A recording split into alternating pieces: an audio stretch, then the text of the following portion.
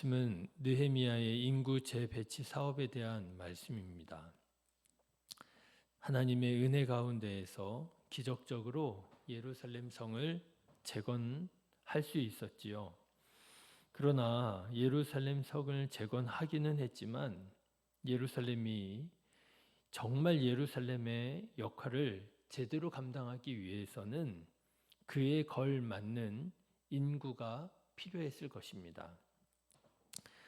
물론 백성의 지도자들 대부분은 예루살렘으로 귀환했을 때부터 예루살렘에 살았던 것으로 보입니다.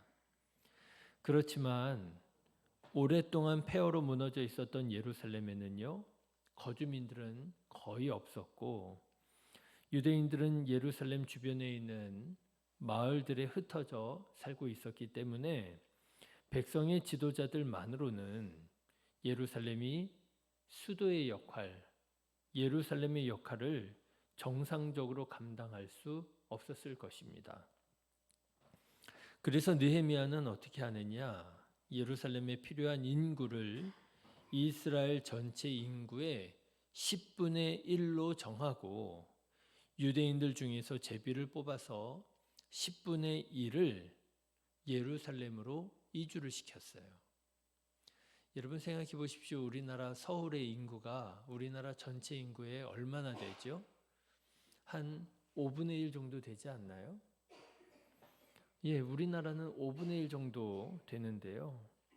느헤미야는 예루살렘 인구를 전체 인구의 10분의 1로 정한 거예요. 그러니까 우리나라가 수도에 집중되어 있는 그런 특성을 가지고 있다 할지라도 10분의 1은 되어야 그래도 수도의 역할을 할 수 있지 않았을까. 느헤미야가 왜 10분의 1로 정했을까 대략 짐작이 되고 이해가 될 수 있는 것이지요. 그래서 여러분 방금 전에 우리가 읽은 1절의 말씀에 바로 이 사실이 나타나 있습니다. 백성의 지도자들은 예루살렘에 거주하였고 그 남은 백성은 제비를 뽑아요. 10분의 1은 거룩한 성 예루살렘에서 거주하게 하고 그 10분의 9는 다른 성읍에 거주하게 하였다. 인구를 다시 이렇게 재배치하게 된 거예요. 자, 그런데 여러분 생각해 보십시오.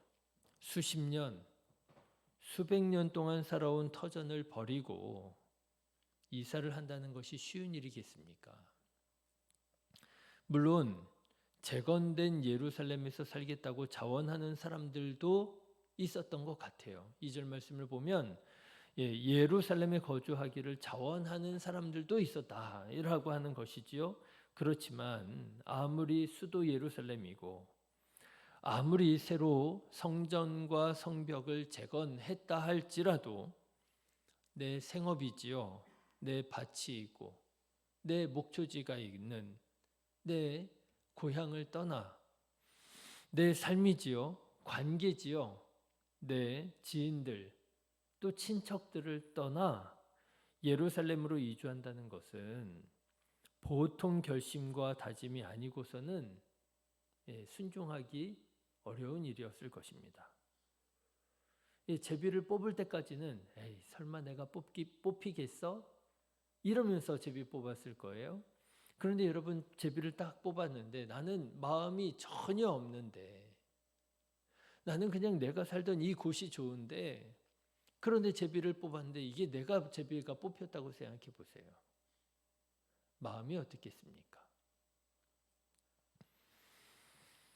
당시 대부분의 유대인들은 재건된 예루살렘에 이주하는 것을 꺼렸던 모양입니다. 그럴 수밖에 없지요. 모든 것이 제대로 갖춰져 있지 않았을 거예요. 무너져 있었을 것이고요. 부족한 게 많았을 것이고요. 불편한 게 많았을 것이고요. 그러니 예루살렘에 이주하는 걸 좋아할 리가 있겠습니까? 그래서요, 예루살렘으로 이주하기를 자원하는 사람들 몇몇이 있었음에도 불구하고 자원하는 사람들로 많은 10분의 1을 채울 수가 없어서 결국 제비를 뽑아야 됐고요. 그렇게 제비를 뽑혀 예루살렘에 이주하게 되었더라라고 하는 것입니다. 자, 그래서 여러분 오늘의 말씀을 가지고 생각해 보면 결과적으로 재건된 예루살렘에는 크게 세 부류의 사람들이 모여 살게 되었음을 깨닫게 됩니다. 예, 백성의 지도자들이 예루살렘에 살고 있었잖아요. 백성의 지도자들이 살고 있었습니다. 또 어떤 사람들이 살게 되었어요? 자원하여 예루살렘에 살기 원했던 사람들이 또 살게 되었어요. 하나님의 나라를 위하여 내가 먼저 앞장서야지 하고 자원하는 사람들이 있었던 모양이에요. 그리고 또 어떤 사람들이 있었다고요? 제비 뽑혀온 사람들이 있었다는 거예요. 자원할 마음 전혀 없었고요. 할 수만 있으면 나는 그냥 안 뽑혔으면 좋겠다. 아마 그런 마음이었을 거예요. 그런데 이게 덜커덕 제비에 뽑혔네요. 내가 그동안 수십 년, 수백 년 동안 살아왔던 내 터전을 떠나서 내 밭을 떠나고요. 내 목초지를 떠나고요. 내 친척들과 지인들을 떠나서 마음에도 없던 예루살렘에 와서 살아야 되는 사람들이 또 있었더라고 하는 거예요. 자, 여러분, 이 세 부류의 사람들이 살게 된 예루살렘의 분위기가 어땠을까요? 이렇게 서로 다른 입장과 서로 다른 생각과 서로 다른 마음을 가지고 모여든 이 세 부류의 사람들이 모여든 이 예루살렘의 분위기가 어땠을까요? 모여서 예루살렘 수도의 그런 어떤 그 도시를 잘 이루어 갈 수 있었을까요? 저는요, 쉽지 않았을 것 같아요. 백성의 지도자들은 지도자들이니까 당연히 예루살렘에 살아야만 할 것 같고요. 그렇죠? 그런데 지도자도 아닌 자원하여 온 사람들이며 제비에 뽑혀 온 사람들은 내가 왜 여기 와 있어야 되나 하는 생각 들지 않겠습니까? 왜 멀쩡한 내 집을 두고 내 고향을 두고 내가 왜 여기에서 살아야 되나? 나는 지도자도 아닌데 그런 생각 들지 않겠어요? 그나마 자원한 사람들은 또 그렇다 쳐요. 자기가 자원했잖아요. 내가 결심하고 내가 작정해서 내가 예루살렘에 온 사람들은요, 자기 선택에, 자기 결정에 자기가 책임을 져야지요. 어려운 일이 있고 불편한 일이 있어도 내가 선택한 거니까. 그런데 자원한 것도 아니고요. 지도자도 아닌 아마 대부분의 사람들이었을 제비에 뽑혀 온 사람들의 마음은 어떻겠습니까? 조금만 불편한 일이 있어도요. 조금만 어려운 일이 있어도요. 불평이 나고 원망이 나고 그러지 않았겠어요? 나는 지도자도 아닌데, 난 내가 자원한 것도 아닌데, 나는 왜 내가 여기에서 이 불편한 삶을, 이 어려운 삶을, 이 위험한 삶을 살아야만 할까? 이렇게 서로 다른 입장과 생각과 서로 다른 위치를 가진 사람들이 한 곳에서 살다 보면 필시 분열과 갈등이 일어나기 쉬웠을 거예요. 너는 그럴 수 있지, 그렇죠? 나는 왜 내가 이런 일을 해야 되느냐 말이죠. 입장이 다르면은요, 시각이 다르더라고요. 그런데 시각이 다르잖아요. 그럼 소통이 잘 이루어지지 않더라고요. 똑같은 일을 보고도요, 어쩌면 그렇게 해석이 달라요. 그죠? 시각이 다르면은요, 소통이 이루어지지 않더라고요. 서로 다른 해석을 가지고 있는 사람은요, 이게 말이 잘 안 통하더라고요. 도대체 내가 지금 국어를 말하고 한국말을 하는 게 맞는지, 이 사람 한국말 하는 게 맞는지, 내가 한 의도는 그 말이 그 의도가 아닌데 왜 이상하게 듣는 것 같고요. 여러분, 소통이 안 되면은요, 오해가 쌓이더라고요. 성품들이 다 좋아요. 그런데요, 아무리 성품이 좋아도 오해가 자꾸 쌓이다 보면은요, 어떻게 됩니까? 갈등하더라고요. 분열하더라고요. 끼리끼리 하고요. 그래서 여러분 10중 8구는요, 반드시 문제가 생기더라고요. 사람이 어쩔 수 없나 봐요. 사람이 어쩔 수 없나 봐요. 자, 그런데 오늘 말씀을 보십시오. 이렇게 서로 다른 생각, 서로 다른 입장을 가진 사람들이 모여 살게 되었는데 예루살렘이 조용합니다.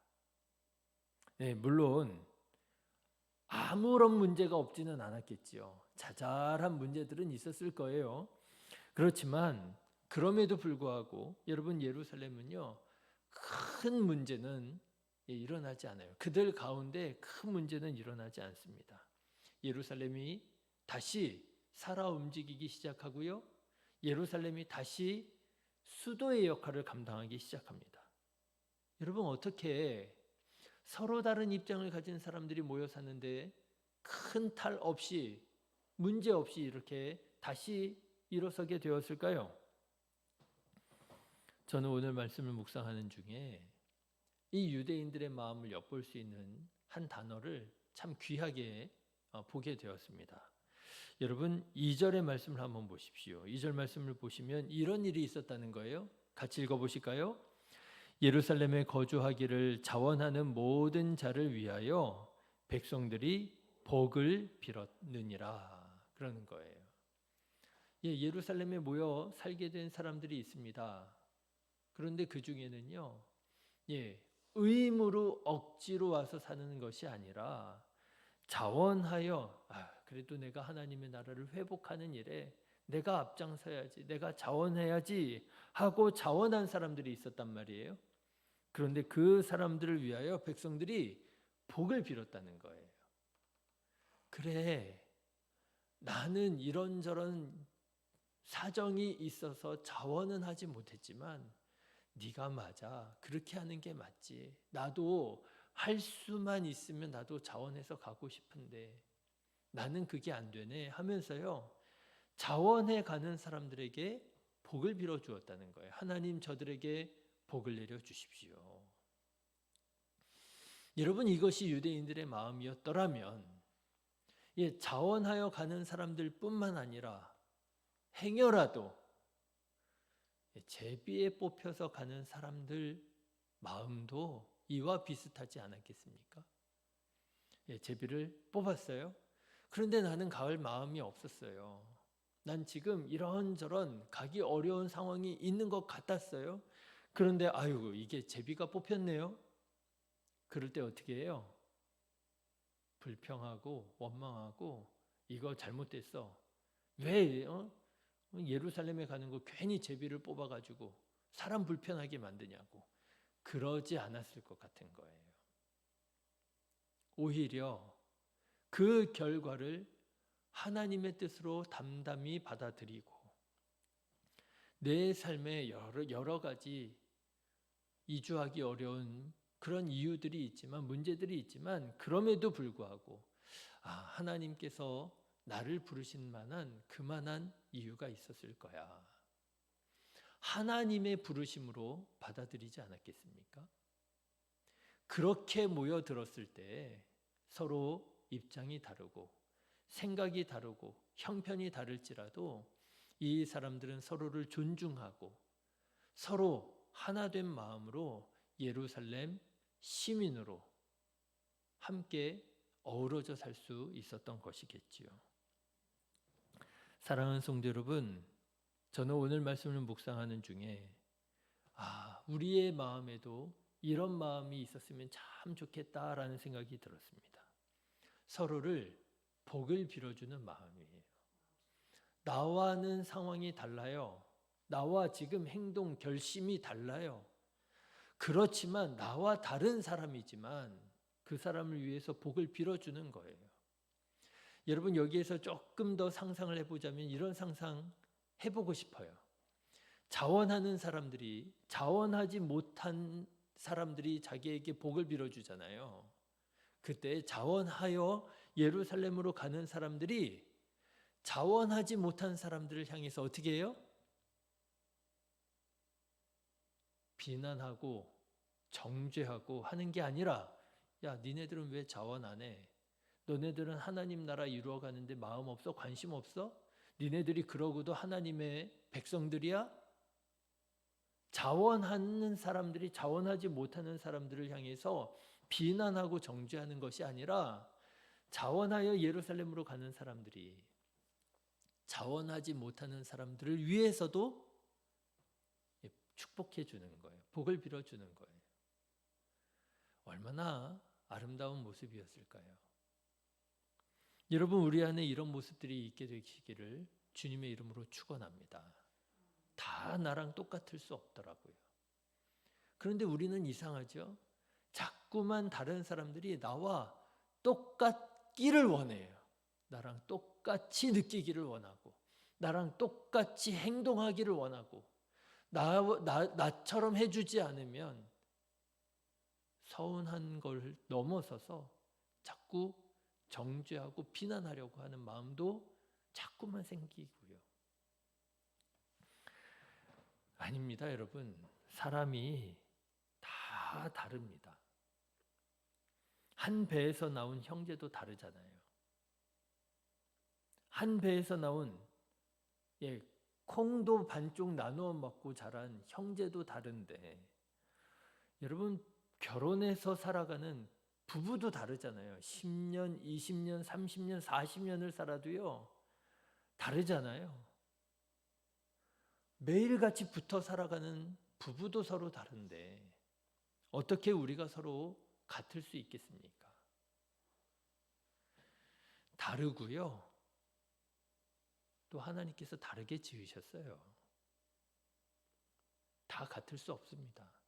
다 같아서도 안 됩니다. 하나님께서 어떤 사람에게는 이런 은사 주시고 하나님께서 또 저런 사람에게는 저런 은사를 주시고 그래서요 우리가 다 똑같은 은사를 가진 것이 아니라 서로 다 다른 은사를 가지고 합력하여 선을 이루게 만들어 가시는 것이 그게 하나님 뜻이잖아요. 우리는 다 달라요. 우리는 느끼는 방식이 다르고요. 보는 시각이 다르고요. 살아온 경험이 다르고요. 그런데 그 다른 경험들, 다른 시각들, 다른 방식들을 가지고 우리가 서로의 부족함을, 서로의 연약함을 보완해 주게 되는 거지요. 이런 차이가 때로는 갈등과 분열의 이유가 되기도 합니다. 서로를 도저히 이해하지 못하겠다 하는 생각이 들기도 하고 서로를 도저히 용납하지 못하겠다. 쟤는 도대체 왜 저러냐. 나는 쟤랑 있으면 너무 불편하다. 그런 마음이 들기도 하고 그렇지만 오늘 이 유대인들이 보여주는 마음처럼 모습처럼 나와 다른 사람들을 위하여 복을 빌어줄 줄 아는 우리 신의교회 성도님들 되시기를 주님의 이름으로 축원합니다. 네, 서로의 장점을 인정해 주는 거예요. 서로의 장점을 축복해 주는 거예요. 그러면 서로 다름에도 불구하고 우리의 가정이요 하나님의 나라가 되고 그래 내가 당신하고 결혼하기를 정말 잘한 것 같아. 당신이 없었으면 어떻게 될 뻔했어? 우리의 가정이 하나님의 나라가 되고요. 우리의 속회와 우리 교회가 하나님의 나라가 되고요. 예루살렘이 되고요. 여러분 이렇게 하나님의 나라 함께 지어져가는 기쁨으로 살아가시기를 주님의 이름으로 축원합니다. 기도하겠습니다.